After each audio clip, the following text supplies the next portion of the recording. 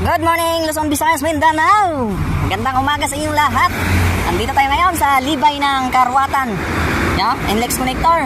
So mag-en-route inspection tayo. Biyahing Cabanatuan City tayo mga buddy. Check natin yung mga gulong natin, yung mga tali ng pangarga natin, kung ayos ba at wala bang naputol na hook. Ayan, tingnan natin lahat yan. Inspection natin lahat yan. Tali sa ilalim, tali sa itaas, gulong ng ating trailer. Yan.